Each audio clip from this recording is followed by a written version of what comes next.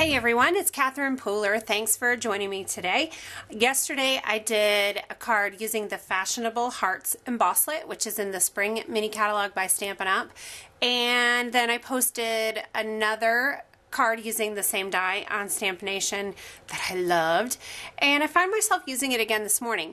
So, pretty sure we're doing a series. I have gotten great feedback from my YouTube viewers and blog readers, and it seems like everybody really digs the series, so I'm going with it. We're going to do series on the Fashionable Hearts die. This is number 2.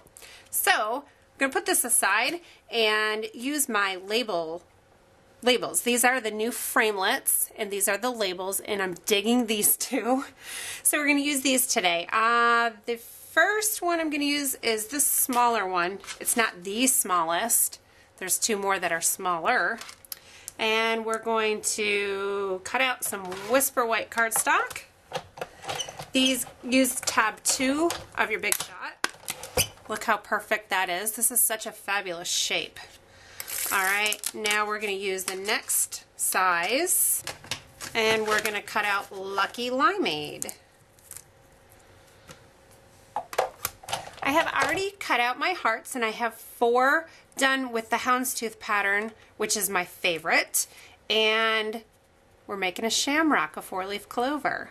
So I need a stem, and I'll show you how I'm going to make that. Just going to use the leftover cardstock here from that bigger label. I have one of the Adorning Accents edgelets here, and I have done some Dotto, which is a temporary adhesive, so that it stays on my cutting plate.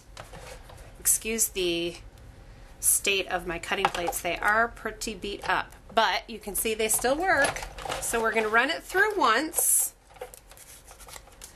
and then I'm going to run it through again. Let's play with it for a sec to get it lined up the way I want it to get lined up. Okay, and we'll run it through. And now I have a piece here that I can use for the stem of my 4-leaf clover. My card base is going to be Lucky Limeade, and then I have a piece of white that's 4 by 5 1/4. Ran it through the polka dot embossing folder, and I'm going to use a little liquid glue to adhere this down. If I use snail, when I run it along here, it's going to flatten out some of my polka dots. So the liquid glue comes in handy. You could also use dimensionals or mini glue dots. The drawback is that the liquid glue takes a minute to dry. And I'm just going to tie my Lucky Limeade ruffled ribbon around my card. And if you have not signed up for my newsletter yet, go to catherinepooler.com. I have a video on the front page showing you how to tie a bow and make a flat knot. And once you sign up for my newsletter, you'll get the additional 3 videos in my series using the My Friend stamp set. My 4-leaf clover is going to go toward the top of the label, and then my stem will come down. And of course, I could have cut this freehand if I wanted to, but it was kind of fun to do it with the new edgelet die. And then I'm going to do my Happy St. Patrick's Day greeting. That is from Teeny Tiny Wishes. I'm going to stamp it in Lucky Limeade.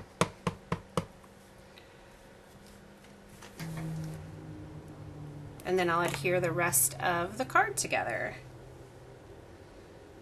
And again, with this embossed design, I like to use the liquid glue because it doesn't, when I use the snail, it's going to smash it all down. You could also use dimensionals.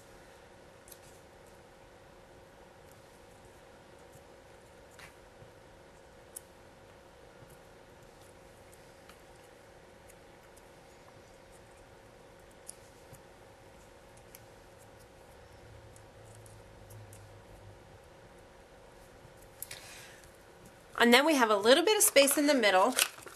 You could do a brad, a rhinestone brad would be fun. I'm going to do a little white button.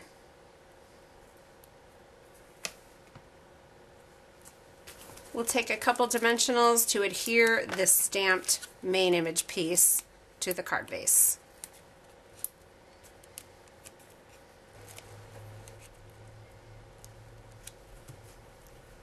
Voila, a fun way to use the Fashionable Hearts die to make a St. Patrick's Day card. Hope you enjoy, and be sure to stay tuned for some more videos using the Fashionable Hearts Embosslit. Have a wonderful day. Happy stamping!